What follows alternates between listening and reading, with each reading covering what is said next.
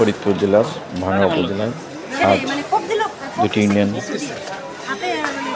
অন্যত্র কেটে নেওয়ার ঘটনাকে কেন্দ্র করে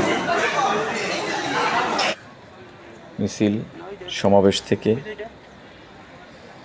সরকারি 3টি প্রতিষ্ঠান, ভাঙ্গা থানা, ভাঙ্গা হাইওয়ে পুলিশ স্টেশন ও উপজেলা প্রশাসনের দপ্তরে হামলা ভাঙচুর চালানোর পাশাপাশি পুলিশের গাড়ি এবং ইউনিয়ন অফিসে দুটি মোটরসাইকেল অগ্নিসংযোগ করেছে দুর্বৃত্তরা।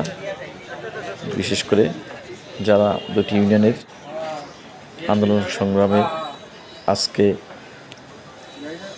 উপস্থিত হয়ে এই ধরনের নাশকতায় অংশগ্রহণ করেছে, সেই দুর্বৃত্তরা এই হামলা ভাঙচুর চালানোর পাশাপাশি সরকারি অফিসের নথিপত্রও তছনছ করেছে বলে সংশ্লিষ্ট সূত্র থেকে জানা গেছে। আমরা ভাঙ্গার খবর ভিডিও.com-এর মাধ্যমে বিষয়টি আপনাদের সামনে তুলে ধরার চেষ্টা করছি। দেখতে থাকুন, ভাঙ্গার খবরের সাথে সবসময় থাকুন।